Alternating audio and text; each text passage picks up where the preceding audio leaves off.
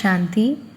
அவ்யக்த முரளி 7-4-1981. முரளியின் சாரம்: சிந்தனை சக்தி மூலமாக சர்வ சக்திகளின் சொரூபத்தின் அனுபவம்.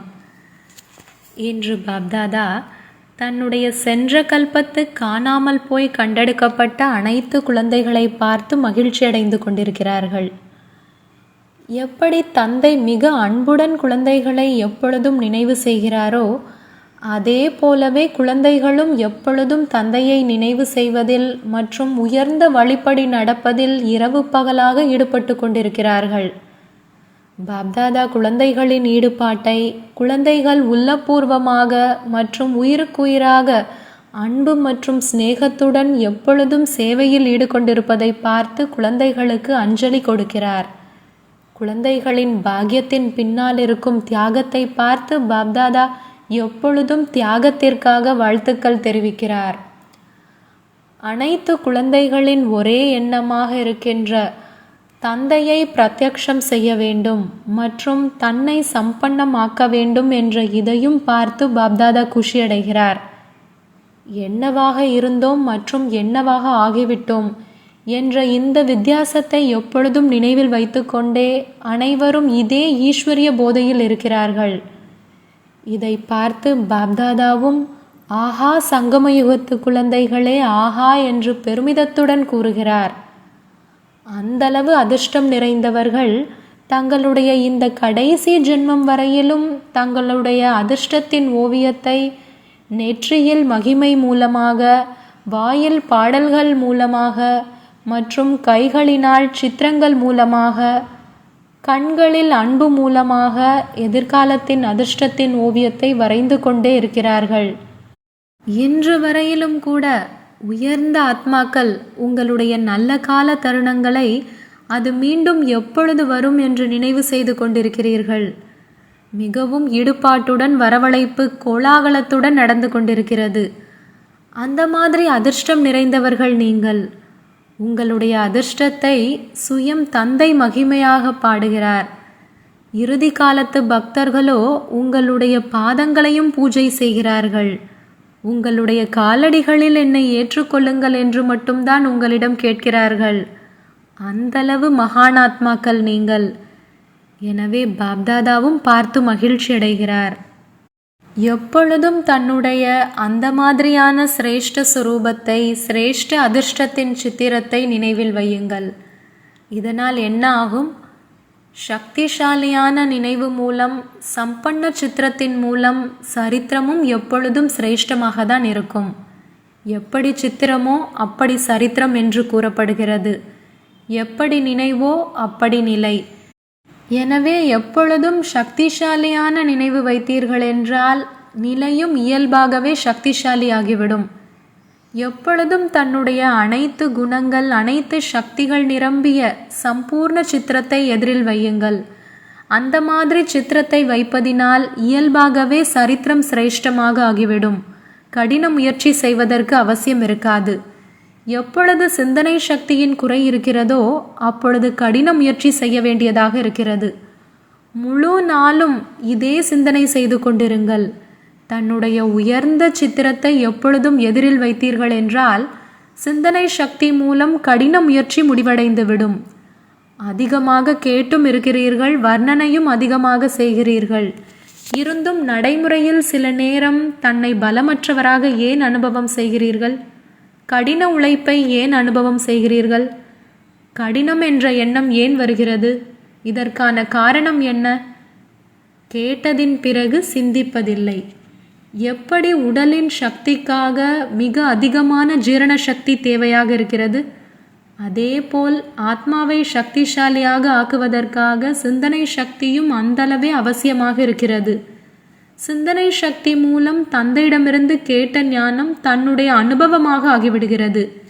எப்படி ஜீரண சக்தி மூலம் உணவு உடலில் சக்தியாக இரத்தத்தின் ரூபத்தில் நிரம்பிவிடுகிறது, உணவின் சக்தி தன்னுடைய உடலுக்கு தேவையான சக்தி ஆகிவிடுகிறது, வேறு வேறாக இருப்பதில்லை. அதேபோல் ஞானத்தின் ஒவ்வொரு துளியின் சிந்தனை சக்தி மூலமாக தனக்கு சக்தி ஆகிவிடுகிறது. எப்படி ஆத்மா என்ற முதல் ஞான துளியை கேட்ட பிறகு சிந்தனை சக்தி மூலமாக நினைவு சுரூபமாக ஆகிவிடும் காரணத்தினால் நினைவு நான் தான் எஜமானன் என்று சக்தி நிரம்பியதாக ஆக்கிவிடுகிறது. இந்த அனுபவம் சக்தி சுரூபம் ஆக்கிவிடுகிறது. ஆனால் எப்படியானது? சிந்தனை சக்தியின் ஆதாரத்தில். அப்படி ஆத்மாவின் முதல் ஞானத்துளி அனுபவ சுரூபமாக்கிவிட்டதல்லவா? இதே விதமாக நாடகத்தின் ஞானம், நாடகம் என்று சொல்வதற்கும் மற்றும் கேட்பதற்கு மட்டுமல்ல, ஆனால் நடைமுறையில் தன்னை கதாநாயக நடிகன் என்று அனுபவம் செய்தீர்கள் என்றால் சிந்தனை சக்தி மூலமாக அனுபவ சுரூபமாகிவிடுவது என்ற இதுதான் முக்கியமான ஆத்மீக சக்தியாகும். அனைத்தையும் விட பெரியதிலும் பெரிய சக்தி அனுபவ சுரூபமாகும். அனுபவி எப்பொழுதும் அனுபவத்தின் அதிகாரத்துடன் நடந்து கொள்வார். அனுபவி ஒரு பொழுதும் ஏமாற்றம் அடைவதில்லை. அனுபவி யாராவது அவரை நிலைகுலைய வைத்தால் கேட்ட மற்றும் சொன்ன விஷயங்களினால் ஆடிப்போக மாட்டார்கள். அனுபவியின் ஒரு வார்த்தை 1000 வார்த்தைகளையும் விட அதிக மதிப்புள்ளதாக இருக்கிறது. அனுபவி எப்பொழுதும் தன்னுடைய அனுபவங்களின் பொக்கிஷங்களினால் நிரம்பியவராக இருக்கிறார். அந்த மாதிரி சிந்தனை சக்தியின் மூலமாக ஒவ்வொரு ஞானத்துளியின் அனுபவி எப்பொழுதும் சக்திசாலியாக, மாயா தாக்க முடியாதவராக, தடையால் தாக்கமடையாதவராக, எப்பொழுதும் அங்கதனுக்கு சமமாக ஆடாதவராக, மற்றவர்களை அசைப்பவராக இருப்பார். ஆகவே இப்பொழுது என்ன செய்ய வேண்டும் என்று புரிந்ததா? எப்படி உடலின் அனைத்து நோய்களுக்கான காரணம் ஏதாவது வைட்டமின்களின் குறையாக இருக்கிறதென்றால், ஆத்மாவின் பலகீனத்திற்கு காரணம் கூட சிந்தனை சக்தி மூலமாக ஒவ்வொரு ஞான விஷயத்தின் அனுபவத்தின் வைட்டமினின் குறையாகும். எப்படி அதில் கூட பல வகையான A, B, C என வைட்டமின்கள் இருக்கின்றன இல்லையா? அதேபோல் இங்கேயும் ஏதாவது ஒரு அனுபவத்தின் குறை இருக்கிறது என்று புரிந்து கொள்ளுங்கள். வைட்டமின் A ஆத்மாவின் வைட்டமின், வைட்டமின் B தந்தையினுடையது, வைட்டமின் C டிராமா, கிரியேஷன், படைப்பு அல்லது சர்க்கிள், அதாவது சக்கரம் என்று கூறுங்கள். அப்படி ஏதாவது ஒன்றை வைத்து கொள்ளுங்கள். இதிலோ புத்திசாலிகள் தான் இல்லையா?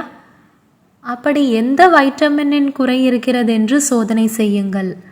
ஆத்மாவின் அனுபவத்தின் குறை, பரமாத்மா சம்பந்தத்தின் குறை, நாடகத்தின் ஆழமான அனுபவத்தின் குறை, தொடர்பில் வருவதற்கான விசேஷங்களின் அனுபவத்தின் குறை, அனைத்து சக்திகளின் சொரூபத்தின் அனுபவத்தின் குறை. நிச்சயமாக ஏதாவதொன்று இருக்கும். மேலும் இந்த குறைகளை சிந்தனை சக்தி மூலம் நிரப்புங்கள். கேட்பது மட்டுமே ஆன சொரூபம் அல்லது சொற்பொழிவு நிகழ்த்தும் சொரூபம் என்ற இதன் மூலமாக மட்டும் ஆத்மா சக்திசாலியாக முடியாது. ஞான சொரூபம் என்றால் அனுபவ சொரூபம். அனுபவங்களை அதிகரியுங்கள். அதற்கான ஆதாரம் சிந்தனை சக்தி. சிந்தனை செய்பவர் இயல்பாகவே அதில் மூழ்கி இருப்பார். மூழ்கிய நிலையில் யோகாவில் ஈடுபட வேண்டியதாக இருக்காது. ஆனால் நிரந்தரமாக யோகாவில் ஈடுபட்டில் இருப்பதுதான் அனுபவத்தை ஏற்படுத்தும். கடின முயற்சி செய்ய வேண்டியதாக இருக்காது. மூழ்கி இருப்பதென்றால் அன்பு கடலில் மூழ்கி இருப்பது. அந்த மாதிரி யாரும் பிரிக்க முடியாத அளவிற்கு மூழ்கி இருப்பது. அப்படிப்பட்ட நிலையிலிருந்து கடின உழைப்பிலிருந்தும் விடுபடுங்கள். வெளிமுகமாக இருப்பதை விட்டீர்கள் என்றால் கடின உழைப்பிலிருந்து விடுபடுவீர்கள். மேலும் அனுபவங்களின் உள்நோக்கு முக சொரூபத்தில் எப்பொழுதும் மூழ்கியிருங்கள். அனுபவங்களினாலும் கடல் இருக்கிறது இல்லையா? 1-2 அனுபவம் இல்லை, அளவற்ற அனுபவங்கள்.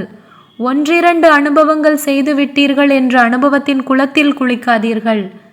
கடலின் குழந்தைகள் அனுபவங்களின் கடலில் மூழ்கிவிடுங்கள். நீங்கள் குலத்தின் குழந்தைகளோ இல்லைதானே? இந்த தர்ம தந்தைகள், மகானாத்மாக்கள் என்று கூறிக்கொள்பவர்கள் அனைவரும் குலங்கள்.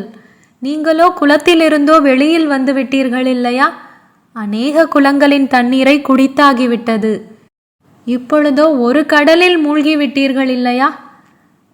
அந்த மாதிரி எப்பொழுதும் சக்திசாலியாக இருக்கும் ஆத்மாக்களுக்கு, எப்பொழுதும் அனைத்து அனுபவங்களின் கடலில் மூழ்கியிருக்கும் ஆத்மாக்களுக்கு எப்பொழுதும் தன்னுடைய சம்பூர்ண சித்திரத்தை எதிரில் வைத்து சிரேஷ்ட சரித்திரவானாக ஆகும் ஆத்மாக்களுக்கு, எப்பொழுதும் சிரேஷ்ட பாக்யவான் ஆத்மாக்களுக்கு, எப்பொழுதும் உள்நோக்கு முகமாக இருக்கும் அனைவரையும் சுகமானவர்களாக ஆக்கும் ஆத்மாக்களுக்கு, அந்த மாதிரி இரட்டை கதாநாயக ஆத்மாக்களுக்கு பாப்தாதாவின் அன்பு நினைவுகள் மற்றும் நமஸ்காரம்.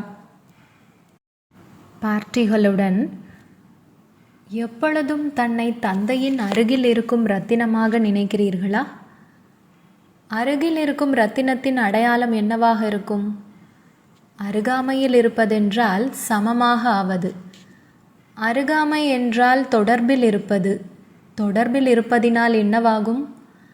அதன் வண்ணம், அதாவது பிரபாவம் ஏற்படும் இல்லையா? யார் எப்பொழுதும் தந்தையின் அருகில், அதாவது தொடர்பில் இருப்பவர்களோ அவர்களுக்கு தந்தையின் பிரபாவம் ஏற்படும். அதனால் தந்தைக்கு சமமாக ஆகிவிடுவார்கள். அருகில் என்றால் சமநிலை. அப்படி அனுபவம் செய்கிறீர்களா? ஒவ்வொரு குணத்தை எதிரில் வைத்துக்கொண்டே எந்தெந்த குணத்தில் தந்தைக்கு சமமாக ஆகியிருக்கிறேன் என்று சோதனை செய்யுங்கள். ஒவ்வொரு சக்தியை எதிரில் வைத்து நான் எந்த சக்தியில் சமமாக ஆகியிருக்கிறேன் என்று சோதனை செய்யுங்கள்.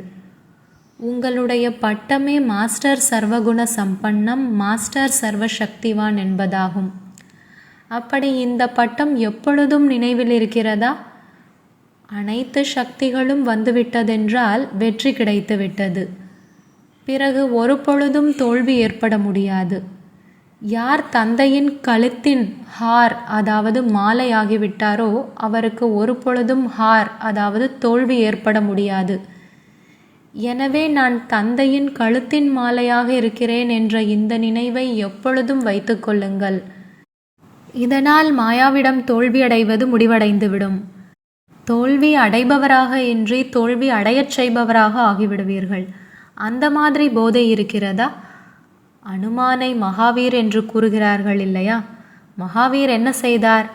இலங்கையை எரித்து விட்டார் இல்லையா? அவர் எரியவில்லை, வாள் மூலமாக இலங்கையை எரித்து விட்டார். அப்படி நீங்களும் இலங்கையை எரிக்கக்கூடிய மகாவீர்தான் இல்லையா? தனக்கு அதிகாரம் உள்ளதென்று நினைத்து மாயா வரட்டும், ஆனால் நீங்கள் அதனுடைய அதிகாரத்தை அழித்து அடிமையாக்கி விடுங்கள். அனுமானின் விசேஷமாக அவர் எப்பொழுதும் சேவாதாரியாக இருந்தார் என்று காண்பிக்கிறார்கள். அவர் தன்னை சேவகன் என்று நினைத்தார். அப்படி இங்கே யார் எப்பொழுதும் சேவாதாரியாக இருக்கிறாரோ அவர்தான் மாயாவின் அதிகாரத்தை அளிக்க முடியும். யார் சேவாதாரியாக இல்லையோ அவரால் மாயாவின் ராஜ்யத்தை எரிக்க முடியாது. அனுமானின் இதயத்தில் எப்பொழுதும் ராம் அமர்ந்திருப்பார் இல்லையா? ஒரு ராமரை தவிர வேறு யாரும் இல்லை என்று இருந்தார். அப்படி தந்தையை தவிர வேறு யாருமே இதயத்தில் இருக்கக்கூடாது. தன்னுடைய உடலின் நினைவு கூட இதயத்தில் இருக்க வேண்டாம். உடல் கூட பிறருடையதென்று கூறினோம் இல்லையா? எப்பொழுது உடல் கூட நம்முடையதில்லை என்றால் இன்னொருவர் இதயத்தில் எப்படி வர முடியும்? குடும்ப வாழ்க்கையில் இருந்து கொண்டே தன்னை குடும்பஸ்தன் என்று நினைக்காமல் ட்ரஸ்டி என்று புரிந்து கொள்ளுங்கள். குடும்பஸ்தன் என்று நினைப்பதினால் முந்தைய கடந்த காலத்து சுமை தலையில் வந்துவிடுகிறது.